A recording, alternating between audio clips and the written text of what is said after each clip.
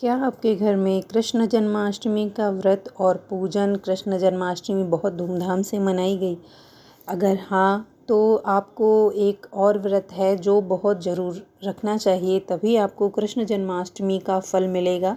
और वो है हमारी राधा रानी का जन्म दिवस, जिसे हम राधा अष्टमी कहते हैं। जैसा कि आप सब जानते ही हैं कि एक साल भर में जितनी एकादशियाँ होती हैं, उनका फल मिलता है जब हम जन्माष्टमी का व्रत करते हैं।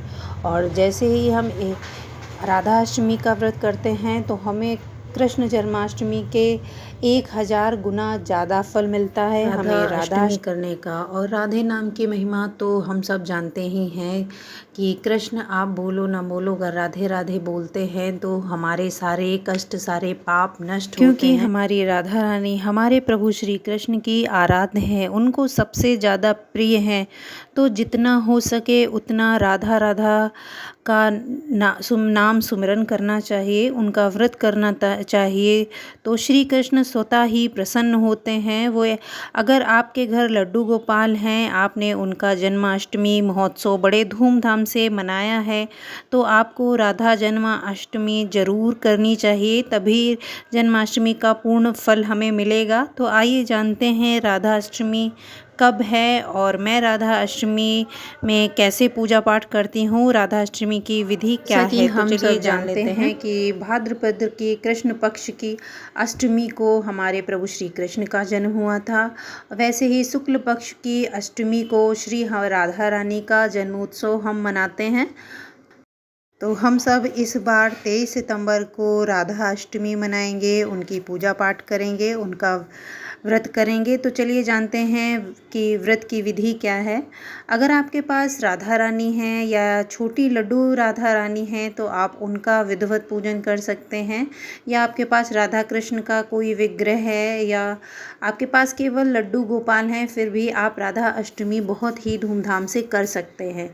तो करना क्या है, ब्रह्म मुहूर्त में हमको उठना है। अपने नित्य कर्मों से निवृत्त होने के पश्चात हमें अपने लड्डू गोपाल को, अपनी राधा रानी को, दोनों लोगों को एक साथ ही पंचामृत से स्नान कराना है और उनका साज श्रृंगार करना है। और हमारी राधा रानी को नीला रंग बहुत ही प्रिय है, तो हमें नीले रंग के वस्त्र उनको धारण कराने हैं और उनका साज श्रृंगार करना है जितना आप कर सकते हैं, जो आपको जैसे कि हम सबने वो श्रृंगार आप उनको कराइए। कृष्ण भगवान के लिए मंडप तैयार किया, उनकी साज और सज्जा बहुत ही ज़्यादा और बहुत ही धूमधाम से की। उस तरीके से हमको राधा अष्टमी में कुछ भी करने की ज़रूरत नहीं है। साधारण सा एक आप छोटी चौकी ले लीजिए या एक पटा ले लीजिए, उसके ऊपर एक कपड़ा बिछा लीजिए, उसी के ऊपर चावल से हमें एक अष्टदल कमल बना लेना है। अष्टदल कमल के ऊपर एक पीतल, तांबे या स्टील जैसा भी आपके पास लोटा हो, उस लोटे में जल भर के आप स्थापित कीजिए।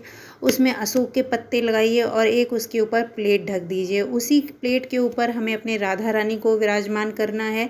अगर हो सके तो आप राधा रानी लड्डू गोपाल दोनों को विराजमान कीजिए, और अगर उस लोटे के ऊपर तो कोई नहीं आ सकता है, दीप जलाकर रखिए। और दीप जलाकर एक हमें पहले ही रख लेना है। अगर आपको लगता है कि लोटे पे हमारी राधा रानी आ सकती हैं तो आप लोटे पर राधा रानी को विराजित कीजिए, लेकिन पूजा शुरू करने से पहले हमें एक दीप जरूर प्रज्वलित कर लेना है, क्योंकि हमारे पूजा पाठ का साक्षी वह दीपक ही बनता है।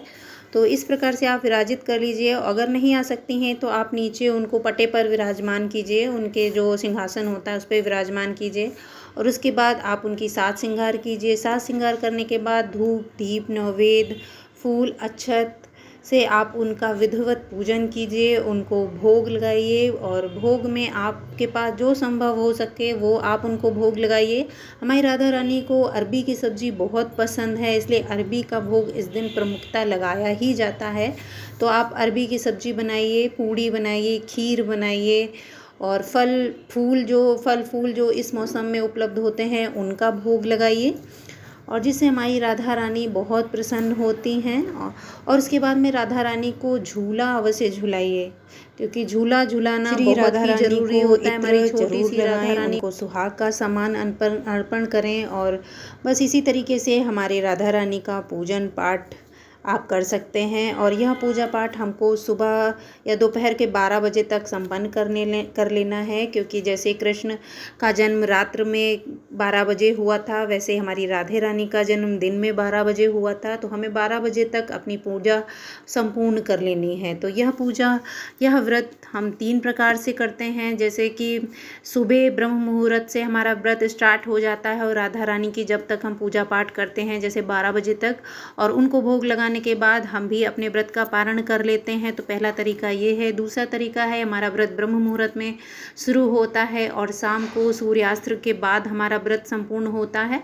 और तीसरा व्रत है, हमारा व्रत ब्रह्म मुहूर्त में शुरू होके नेक्स्ट डे सुबह ब्रह्म मुहूर्त तक ही चलता है, सूर्योदय तक हमारा व्रत चलता है। तो आपसे जैसा संभव हो, आप जितना कर सकते हैं उस तरीके से आप व्रत कीजिए। अगर आपके घर में राधे रानी का व्रत नहीं है, अवश्य आपके पास केवल लड्डू गोपाल हैं तो कोई बात नहीं, आप लड्डू गोपाल का ही राधा रानी की तरह पूजन कीजिए। उनको स्नान कराइए, उनकी साज सज्जा राधा रानी की तरह कीजिए, उनको नथ पहनाइए, बिंदी लगाइए, उनको बड़े बाल लगाइए, उनको लहंगा चुन्नी उठाइए और उनको सिंदूर लगाइए। बिल्कुल राधा रानी की तरह उनको सजाइए। हमारे लड्डू गोपाल और राधा रानी एक ही हैं, वो सब हम सब जानते हैं। और बस आज का वीडियो इतना ही, और आशा करती हूँ कि आज का वीडियो आप लोगों को अच्छा लगा होगा। अगर जो कुछ भी मैंने बताया है आप लोगों को अच्छा लगा हो तो please like comment and share ज़रूर कीजिएगा, और कमेंट करके मुझे बताइएगा ज़रूर कि पूरा कैसा लगा। देखिएगा, तभी आपको पूरी सही से जानकारी मिल सकेगी। तो आपने मेरे एक कृष्ण भगवान का एक वीडियो मैंने और शेयर किए थे आप लोगों के साथ कि लहसुन प्याज जिसके घर में खाया जाता है तो वह लड्डू गोपाल की सेवा कैसे करें। तो उस वीडियो को आप लोगों ने बहुत पसंद किया, आप लोगों का बहुत बहुत धन्यवाद। उसमें भी मैंने एक स्टोरी सुनाई थी, मुझे लगता है शायद उस स्टोरी की वजह से आप लोगों ने उस वीडियो को इतना पसंद किया। तो आज मैं फिर आप लोगों के साथ एक राधा रानी की बहुत ही अच्छी सी स्टोरी आपके साथ शेयर करना चाहती हूँ, क्योंकि मैंने बहुत अभी जल्द में ही उस स्टोरी को यूट्यूब पे सुना है, मुझे बहुत अच्छी लगी। तो मैंने सोचा क्यों ना मैं आप लोगों के साथ भी शेयर करूं। तो चलिए मैं आप लोगों को श्री राधा रानी की वह कहानी घर में सुनाती सुख हूँ। सुविधा है पूरी, संपत्ति भरी भवन में रहती नहीं कोई मजबूरी, कृष्ण कृपा से जीवन पथ में आती न कोई बाधा, मैं बड़भागी पिता हूँ जिनकी बेटी हैं श्री राधा। चलिए अब सुनते हैं स्टोरी श्री राधा रानी की। जय श्री राधा। बरसाने में एक सेठ जी रहा करते थे। हाल में ही उनकी पत्नी का देहांत हो गया था, तब से वह बहुत ही अकेले हो गए थे। वैसे तो उनके घर में 3 बेटे बहुए थे, घर पूरा भरा भराया परिवार था, लेकिन फिर भी वह बहुत उदास रहते थे। वह राधा रानी के अनन्य भक्त थे, तो वह राधा रानी के मंदिर रोज जाया करते थे। एक दिन मंदिर में कोई महापुरुष आए और उन्होंने सेठ जी को इतना उदास देखा, तो उन्होंने पूछा, सेठ जी आप इतने उदास क्यों हैं, क्या कारण है। तो सेठ जी ने कहा कि मेरे पास 3 बेटे 3 बहुएं हैं, भरा पूरा परिवार है, लेकिन मेरे पास कोई बेटी नहीं है जिसको मैं लाड़ दुलार कर सकूं, प्यार कर सकूं, अपने मन की बात उसको बता सकूं। तो वो महात्मा जी बोले कि हम जिस व्यक्ति की कमी हमारे जीवन में है उस जगह पे हमें अपने आराध्य श्री प्रभु को वहाँ पे बैठाना चाहिए। आप बरसाने में वास करते हैं और राधा रानी हमारी बरसाने की बेटी हैं, तो आप राधा रानी को अपनी बेटी मान लीजिए और फिर देखिए आपका जीवन कैसे बदल जाता है। तो उसी दिन से सेठ जी ने राधा रानी को अपनी बेटी मान लिया और राधा रानी का एक विशाल चित्र लेकर आए। उन्होंने उसे अपने कमरे में लगाया और राधा रानी को अपनी बेटी मानकर उनके साथ प्यार दुलार लाड़ और अपने मन की बात सब करने लगे। सुबह उठते तो राधा रानी का सुमिरन करते, उनको भोग लगाते, फिर खुद ही वह प्रसाद पाते और दुकान चले जाते। शाम को फिर वह यही करते आते, तो राधा रानी का सुमिरन करते, उनकी पूजा पाठ करते, उनको भोग लगाते और प्रसाद पाते। इसी तरीके से उनका दिन राधा राधा के नाम में बीतने लगा और वह बहुत ही खुश रहने लगे। एक दिन की बात है कि एक मनिहारन उनके घर आई और उनकी तीनों बेटियों को चूड़ी पहनाने के लिए वह आई। तो उन्होंने तीनों बहुओं को बारी बारी से चूड़ियाँ पहनाई। मैं भी जब चूड़ियाँ राधा पहन रानी लेती ने हूँ। यह तो देखा राधा कि उनके रानी भी पिताजी आई के घर और एक उन्होंने मनिहारन से चूड़ियाँ चूड़ियाँ पहनाने पहनाने के लिए कहा। मनिहारन ने जब उनका रूप देखा तो वह देखती ही रह गई, इतनी सुंदर राधा रानी।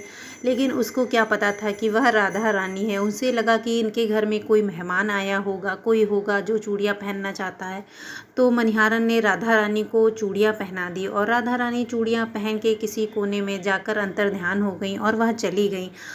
बस मनिहारन फिर दुकान पर गई और दुकान पर सेठ जी से कहने लगी कि मैं चूड़ियों के पैसे सेठ लेने जी के ने लिए 3 आई लोगों हूँ। के चूड़ियों के पैसे मनिहारन को दिए तो मनिहारन कहने लगी मैंने 3 लोगों को नहीं 4 लोगों को चूड़ियाँ पहनाई हैं, तो मुझे 4 लोगों के चूड़ियों के पैसे दीजिए। तो सेठ जी ने कहा मेरे घर में तो 3 लोग ही हैं, 3 ही बहुएं हैं, चौथा तो कोई है ही नहीं जिसे चूड़ियाँ पहना सको, तो मैं आपको 4 लोगों के कैसे पैसे देता हूँ। मैं घर पे पहले पूछ लेता हूँ, बात कर लेता हूँ, उसके बाद मैं आपको चूड़ियों के पैसे दूंगा। तो मनिहारन अपने घर चली गई अपने और घर आए। उन्होंने बहुओं से पूछा कि कितने लोगों ने चूड़ी पहनी है, तो बहुओं ने कहा हम 3 लोगों ने ही चूड़ी पहनी है, चौथा तो कोई था ही नहीं। सेठ जी ने उसके बाद अपनी राधा रानी का पूजा पाठ किया, उनको भोग लगाया और खुद प्रसाद ग्रहण किया और राधे राधे का सुमिरन करते हुए वह सो गए और मनिहारिन की बात को वह भूल गए और वह सो गए। रात में राधा रानी उनके सपने में आई और वह बहुत ही उदास बैठी।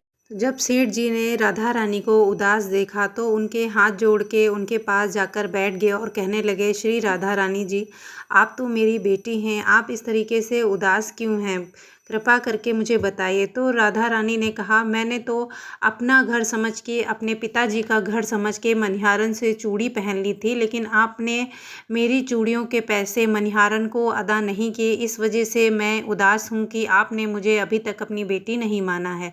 तो सेठ जी रोने लगे और उनके सामने प्रार्थना करने लगे कि मुझे नहीं पता था कि आप चूड़ी पहनने आई होंगी, इस वजह से मैंने ऐसा किया। उसके बाद स्वतः ही सेठ जी की आंख खुल गई, वह जगे और रोते रोते तुरंत वह मनिहारन के पास गए और दरवाज़ा खटखटाया और हाथ जोड़कर मनिहारन के सामने खड़े हो गए कि तुमसे ज़्यादा बड़भागी तो कोई भी नहीं, मैं तो राधा रानी का भक्त हूँ, लेकिन तुमने तो साक्षात राधा रानी के दर्शन किए हैं। जब मनिहारन ने यह बात सुनी कि उसने स्वयं राधा रानी को चूड़ियाँ पहनाई हैं, तो वह बहुत ही प्रफुल्लित हुई और वह खुद स्वयं रोने लगी। तो जैसे ही सेठ जी ने उसको राधा रानी के चूड़ियों के पैसे अदा करने चाहे, उसके सामने एक पैसों से भरा थैला रखा, उससे कहा कि तुम जितने चाहो उतने इसमें से ले लो। तो वह मनिहारन रोने लगी कि मैं राधा रानी के चूड़ियों को पैसे कैसे ले सकती हूँ, मैं भी इसी बरसाने में रहती हूँ, बरसाने की बेटी है राधा रानी, इस नाते वह मेरी भी आग्रह बेटी किया हैं, और वह तो मैं पोटली उसके वह वहीं पैसे पर नहीं ले सकती छोड़कर हूँ। पर चले सेठ गए। जी ने उसके बाद बहुत ही उन्होंने संन्यास ले लिया, अपना घर बार सब कुछ छोड़कर राधा रानी के भक्ति में लीन हो गए। तो ऐसी कृपा है हमारी श्री राधा रानी की, तो कि जो भक्ति करता है वह तो दर्शन पाता ही पाता है, और जो भक्ति नहीं करता लेकिन फिर भी राधा रानी का सुमिरन करता है, नाम का जप करता है, वह भी दर्शन पाता है।